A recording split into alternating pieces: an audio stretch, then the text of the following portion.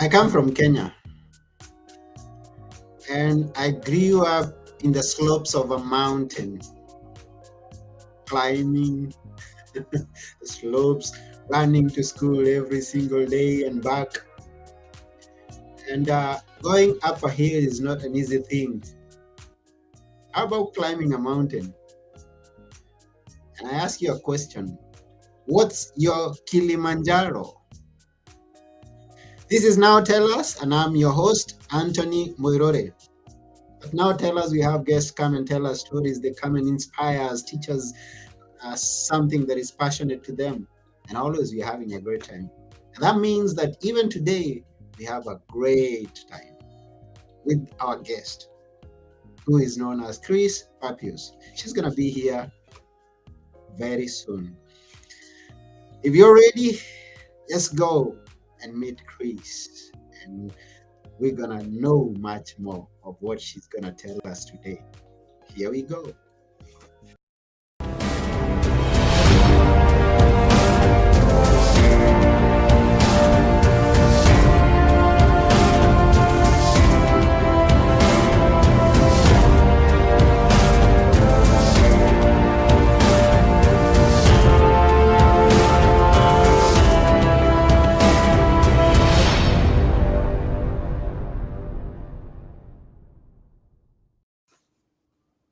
Hello, Chris. Hello, Anthony. How are you? I'm good. I hope you too. Oh, I am, and I'm very glad to be here. Thank you for the opportunity. Yes, and welcome to Now Tell Us. What's let me hope that I pronounce your name right. You did, actually. Uh, Congratulations. I've been called many things. okay. Yes, it's always good to know that you got it right. It's Chris Papius. So, what's the origin of that name, and what's in? I mean, I'm curious. My family background is originally from Poland. Okay. The name Papius is not a Polish name. However, many generations back, the story is that my great great great great grandfather was from Hungary, and he ran from his family, ended up in Poland, and found the love of his life, and he settled down there. That's the story. I don't know if it's true, but Mm. my family, the way I know it, is from Poland. I almost thought it's a Greek name. I used to work in a hospital where all the housekeeping staff, the orderlies, the attendants, they were all Greek, and they would see my name tag and they would start speaking to me in Greek, and it was like, I'm sorry, I don't understand. I'm not Greek. So you're in good company. Yes, I almost wanted to greet you in Greek because I know some Greek. Yeah, I'm sorry. I wouldn't have. It wouldn't have worked. I wouldn't have understood. I might You, have left. you, you need to learn some Greek because someday someone is gonna say hi and you respond, oh yeah, that's a Greek. The one word I remember is kukla, which the staff used to call me that as a. It's a very my. I hope my understanding was it was a very endearing name, like friend. Oh yeah, sure. That's Yeah, it. yeah. That's a good name, and it's There you good. go. It's good that you know some Greek. Okay, now let us know who is Chris. Tell us about a little bit about yourself. What it is that you do today. What makes you happy? What? Well, I can tell you right off the bat that what makes me happy is to be out in the mountains. I live in British Columbia on the west coast of Canada in a city called Abbotsford, and I'm at the foot of the Rockies. And so my happy place is being up on the mountains somewhere, some trail somewhere. And in order to be fit enough to go to the mountains and do the kind of hiking I do, my second happy place is the gym. So that's where my spirit gets filled. That's wonderful. Yeah, I haven't climbed a high mountain. I was born in the slopes of Mount Kenya, but I've never reached the peak. Yeah.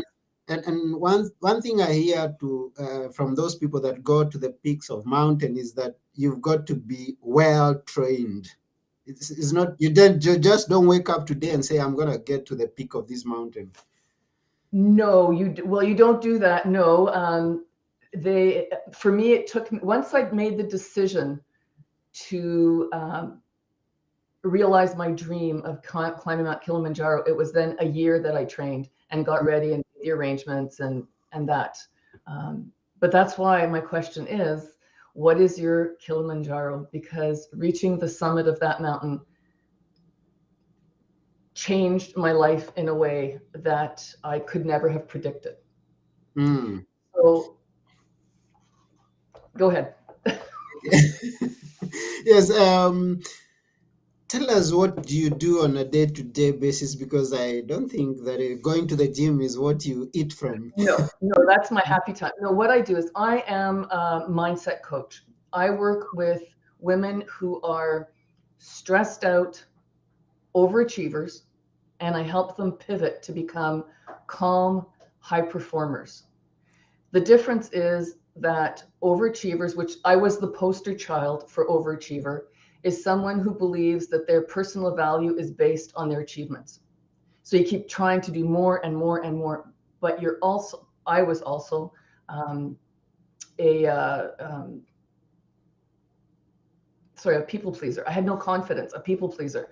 Mm-hmm. And there was never enough. No matter what I did, it was just never enough. So I kept driving myself, and it's crazy making. I lost myself. I got to the point in my life where I had lost connection with what my purpose was in life. I had completely lost my way. And that's why climbing Mount Kilimanjaro was such a turning point for me, because I did it at a time in my life where my back was against the wall and I Mm. had to make choices. Yeah, tell us a little bit more about now this climbing Mount Kilimanjaro. So I'll give you the backstory. I was well into my career as a police officer, and I was a stressed out overachiever. And one night I got involved in an investigation. I ended up in a pursuit, and I crashed my police car quite badly. It was quite a violent crash. And I ended up with some significant injuries. So I was off work for 15 months. Mm.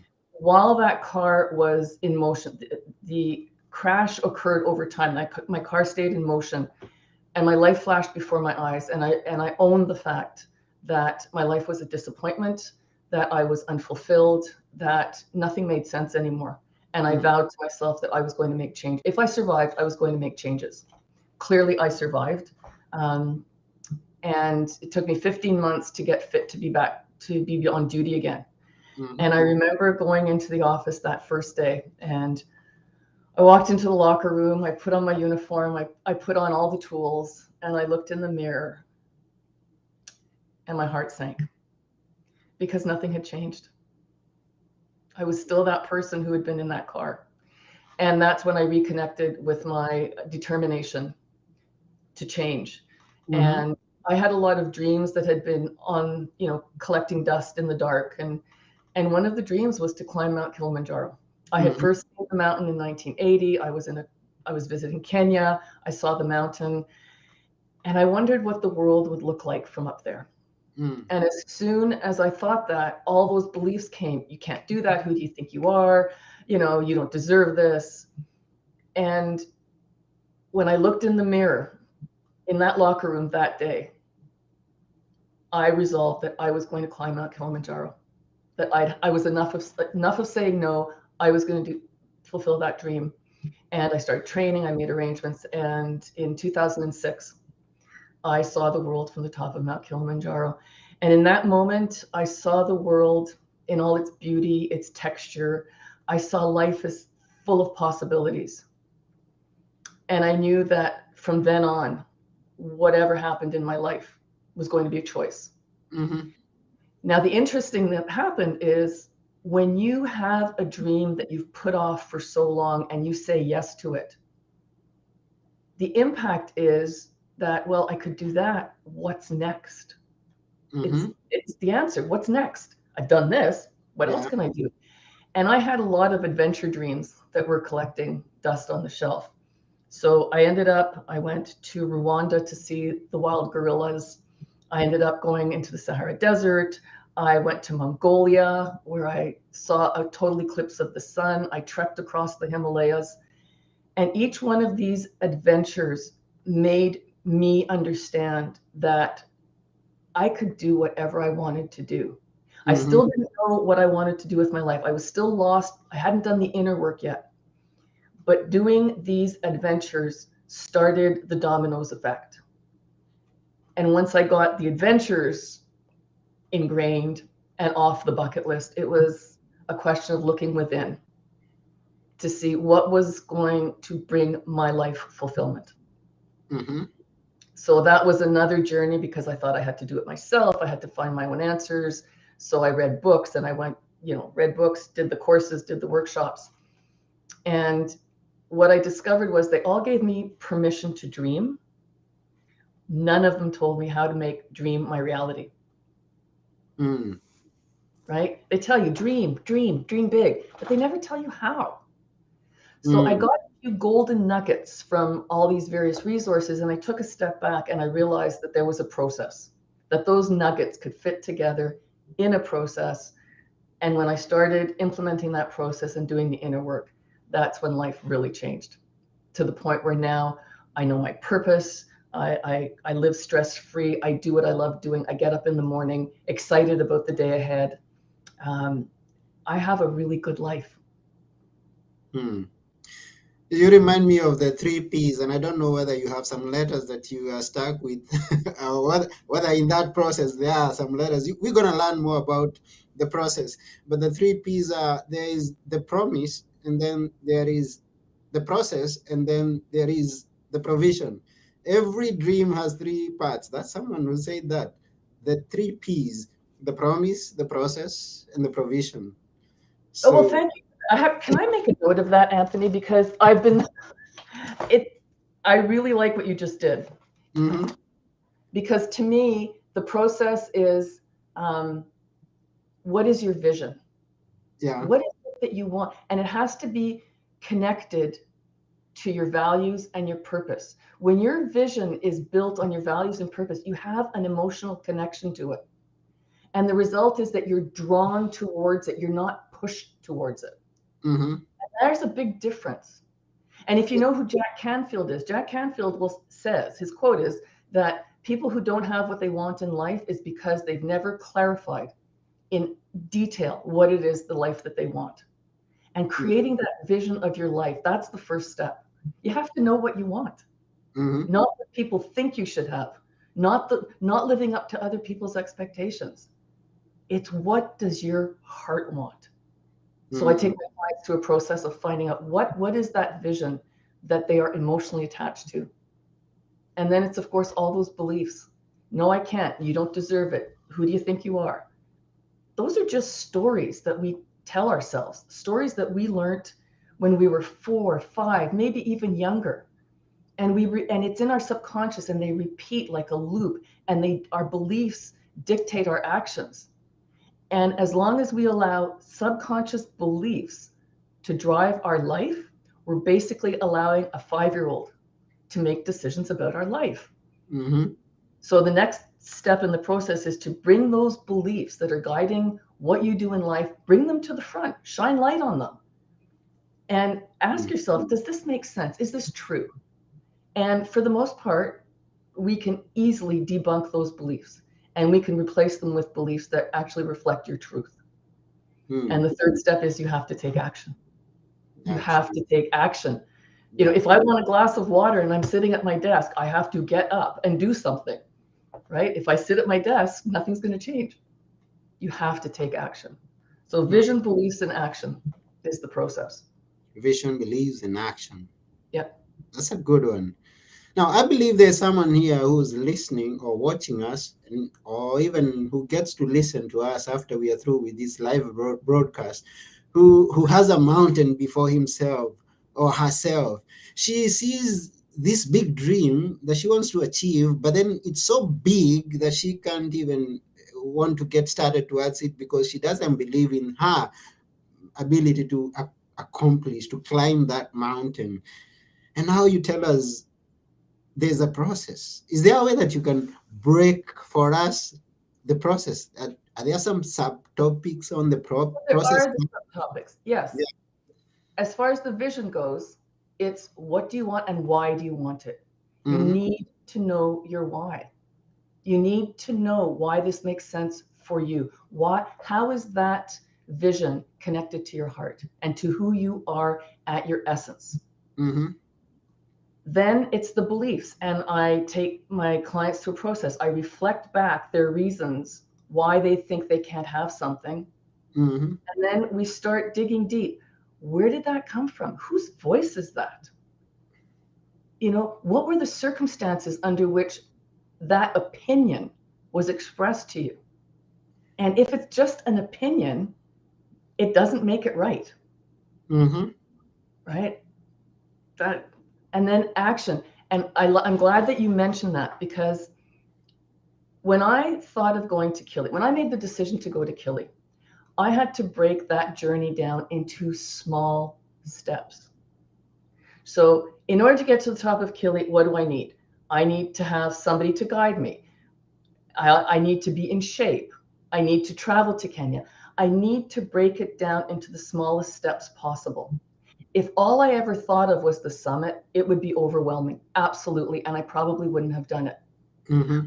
Break it down into small steps. So for example, the last day, the day we summited on Kili, it's 19,600 feet, right?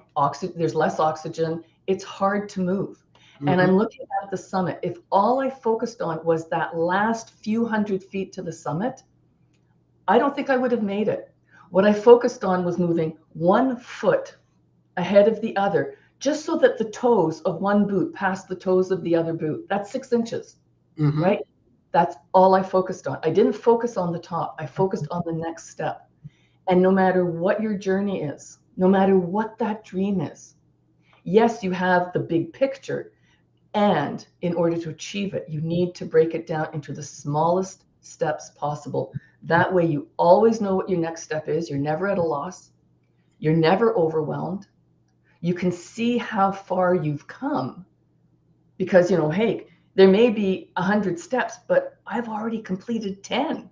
Look at how far I've come. And you celebrate every success. You celebrate, you acknowledge it, you own it. And the momentum keeps going. And yes, sometimes it's hard. There's no doubt that there are days when life comes in the way and it's hard. I'm not saying, I don't believe in rainbows and unicorns. Life has challenges. Our goals have challenges. You have to work at it. But as long as your heart is your guiding light, you always know how to come back. When you're clear on what you want and why you want it, when you stray, you come back. When you stray, you come back. And you will stray. You will stray. Mm-hmm. You will stray. Climbing Mount Kilimanjaro. That must have been a big dream when you achieved it. And I know there are people who have those big dreams. Now, you talked about childhood beliefs. And not only childhood, we have adults who live with this aspect where they are focusing on a generalization that has been placed on them. Now you go there, you hear that this person is from this place, and people from this place do things like this. This is this gender, and this gender does things like this. So that's going to prevent you from taking an action towards a dream that you may have. How do you hand? How do you handle? How do I handle generalizations? Because I come from a place that people don't expect to see much from. When you are grounded in purpose, it is really hard to describe, but you become immune to what other people think. When you are grounded in what you want and why you want it, and you're going there step by step, Anthony, I can't put it into words. You just know. You're just immune. You can look at someone's opinion and you say, oh yeah, that's an opinion. It's almost like you become an observer. Mm-hmm. Okay, I observe that this person has the opinion that I should not be doing this, but my heart tells me that this is the right thing for me. And what I need to remind myself is, when someone tries to stop me in my tracks, to prevent me from living my purpose, I'm triggering something in them. And I need to remember, it's about them. It's not about me. Mm-hmm. It's always about, consider the source. And sometimes it's someone who may be actually well-meaning. It could be. And sometimes it's people who, whether they realize it or not, is like, well, if she can do it, I can do it, which means there's pressure on me to do something different. Mm-hmm. So always consider the source. Always consider the source. Yeah. One of our viewers, who's known as Simon, likes the title. Yeah, what's your Kilimanjaro? And he's gonna look at it. I guess he's busy right now, but make sure you watch it from the beginning to the end. And Anthony, what I want to make clear is that I'm not suggesting people go out there and start climbing Kilimanjaro. I'm Yeah. not suggesting people go out and climb any mountain. What I'm suggesting is, what is your dream?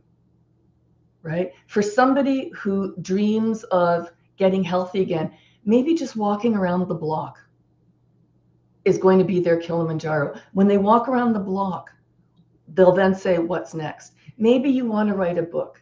Maybe you just want to spend time doing some self-care, just taking time for me. And the first time you take time for me, you realize the world is still turning. The people around me are still living. I can do it. Whatever it is that you're saying no to, but that your heart is longing for, try it in one little tiny piece and just see what happens.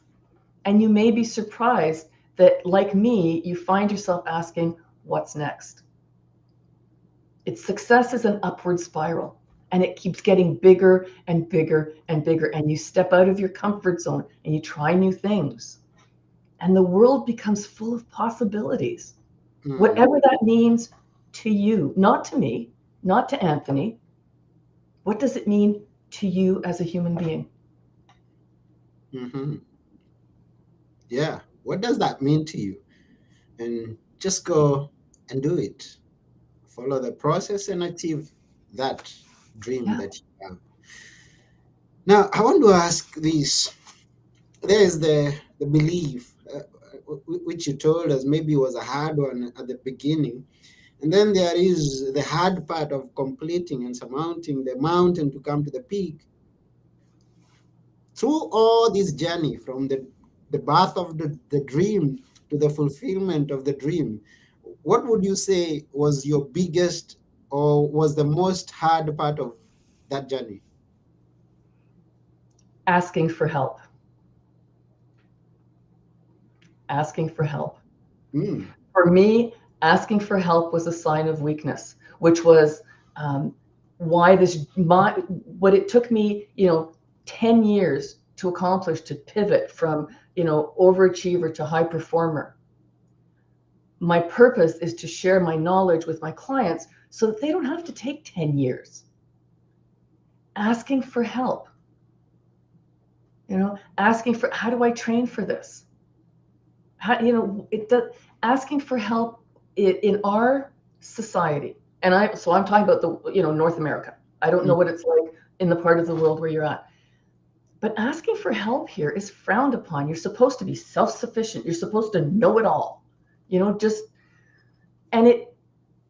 We are humans. We need connection.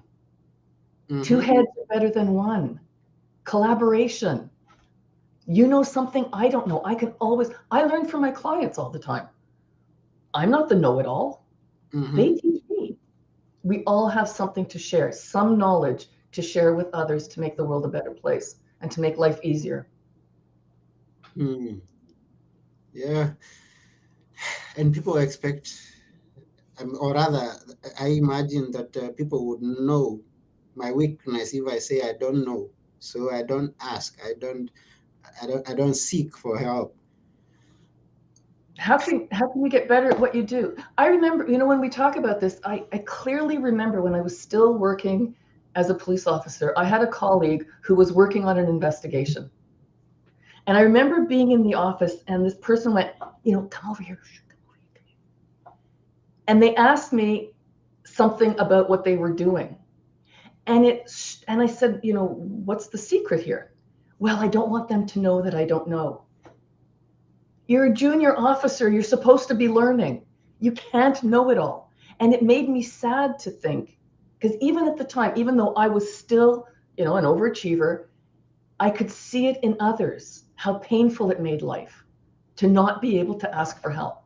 And it seemed so silly. And yet I was doing it. So it's not that silly, right? It's so ingrained. Wow, and that's interesting. So that was the most difficult part of the journey. And I don't know about you who's listening or watching. Thank you for the comments, Nemi. Thank you, Simon. Thank you to everyone else out there who's watching. If you can send a question or even a comment, we really appreciate. And I wonder, what's your Kilimanjaro? What's that big thing that you have in front of me, of yourself, and you are imagining that you need to climb it, that you need to overcome, that you need to succeed in? What is it? Yeah, it's possible for you to overcome that challenge. It's possible for you to achieve that dream. So says Chris Papius. And we thank you, Chris, for taking your time to be with us here. Thank you. Yes. I wonder, in what ways do you work with people now? Because I know there are those who are fearing of asking for help, and now you've made this invitation that people could reach out and ask, "Hey, I want to climb my Kilimanjaro, whatever it is that that they are having in front of them." So, how do you work with people? How do you help them? Tell us. How I work with people is I do one-on-one coaching. Mm-hmm. And I ask for a commitment of 6 months. Things don't change overnight. You have to repeat. When you're bringing change, when you want to change anything, you start as unconscious incompetence. You don't know what you don't know. Then you get to the point where you're consciously incompetent. Oh, this is what I have to learn. This is what I don't know. Mm-hmm. Then you become consciously competent. You actually have to think about what you're doing. Do you drive an automatic or a standard car? Do you have a stick shift or do you have an automatic? I drive shift, okay, Okay. stick shift, and then also I drive the automatic, both of them. Okay. Remember when you were learning how to drive a stick shift, Yeah. right? You had to, put in the clutch, change gears. You had to tell yourself. That's conscious competence. You know what you have to do, but you have to talk your way through it. Mm-hmm. Then you become unconsciously competent. You don't think about that anymore. I get into my little stick shift and I'm driving around and I'm not even thinking about what my hands or my feet are doing. I just know how to do it. Mm-hmm. Change takes time. Learning takes time. So I work with people one-on-one and I ask for 6-month commitment. And I also know that I don't have a solution to everybody's problem. Mm-hmm. So I meet with people first to make sure that we are a good fit.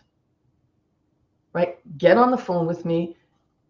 Very easy to do. Meetwithchris.com. You get to my calendar, book a time, and let's talk. Do you have a problem that I can help you with, help you solve? And if I don't have a solution, maybe I can direct you in the right direction. Mm-hmm. So it's the initial call, and then I work with them. And to summarize everything I've just said, I do have a download that's available that I believe you're going to be posting. And it's a guide. It simply summarizes what is the process, what are the details of the process, and there is a small self-assessment in there as well. And download that. And then please, if you're so inclined, connect with me. Let's get on the phone and let's talk. Let's talk. And what is your Kilimanjaro? What is that one thing that you have this longing for? Maybe it's dancing. Maybe you want to learn ballroom dancing. Mm-hmm. Who knows? Maybe you want to learn how to drive a stick shift. That's your dream, right? Mm-hmm. What is that one thing that you can do that will open the floodgates to you creating a life, giving yourself permission and having the confidence to build the life that you really want, not the status quo. Mm. Yeah, so go get the gift. It's somewhere in the description. Just go click the link and follow. And if people want to connect with you, how should they reach you? Uh, they can connect with me. They can go to my website, chrispapius.com. They can send me an email, chrispapius@gmail.com. Very simple way to get a hold of me. I used to have a .com email address and got so much unpleasant communication that I'm done with that. So it's just chrispapius@gmail.com. Oh, okay, that's good. So go to chrispapius.com or send an email to chrispapius@gmail.com. And And I'm happy to talk to anybody. Even if I don't have a solution, our conversation will be worthwhile because you'll get some clarity as to what the issues are for you. hmm. And it's good that you mentioned that. Is there a specific group of people that you work with, or can just anybody reach you and then you're going to find out the direction you're going to send them to? I'm happy to talk to anybody. Primarily, my clients are women, Okay. are people, they're tired of living somebody else's life. They're overachievers, and they want to become high performers. They want to have a purpose-driven life lived with confidence. And if there's a man out there for whom that resonates, I'm more than happy to work with you. Right? I That's don't good. say if we are in alignment, if your needs and my solution are in alignment, I'm happy to work with you. Thank you very much for that clarity. So people who reach out to you and then you work. Now, don't be shy to ask for help, please. Hey, Yes, you listening. don't be shy. Don't be Yep. shy. And the other limitation is I'm English speaking. Because I know you're international. I'm sorry, it's English speaking. Oh, yeah, it's good that you made that clear because some Greeks could have been coming after you. Yes, I have some Greek listeners. Yeah. So they need to be speaking some English. Now, And I'll also add, please, that geography doesn't matter because it's all over Zoom. So geography is not an issue. okay, that's good. Good also to know that. So we really thank you for taking your time to come and tell us about your experience climbing Mount Kilimanjaro. And we should think, what is it that I need to climb? What is it that I need to accomplish? Mm-hmm. And go after it using the guidelines, using the suggestions and the tips that you shared with us. We thank you. I thank you so much for the opportunity to share my message. Yeah. And it's just about to end this episode. But before we go, we ask you to leave us with a few words that we should always remember. Which are they? Just a few words that we should always I'm remember. sorry. I was reading. I'm sorry. I got distracted by the chat. A few words. That we I'll, should always, yeah, leave us with a, okay, let me also read. Okay. Yes, I I see will that. tell you what my final words are. Yeah, that You we get should. one life. This isn't a dress rehearsal.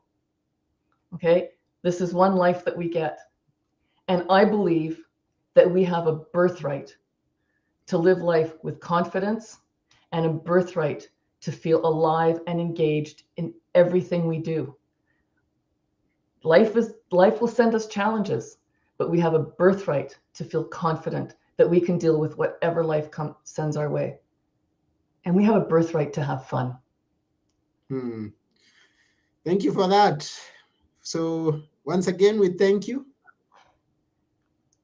And we also thank our viewers and every one of you. Thank you very much for even distracting Chris at the reading your comments. I know.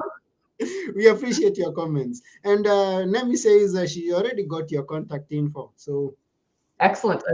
I look forward to connecting. she's going to reach out to you and everyone out there who's watching us. Go connect with Chris. Yes. Yes, so that's about it on today's episode at Now Tell Us. I have been your host, Anthony Muiruri, and together with our guest, Chris Papius, we are saying bye for now. Bye-bye. Yeah, go achieve your dream. Yep. Climb your Kilimanjaro to the peak. Yes. Bye.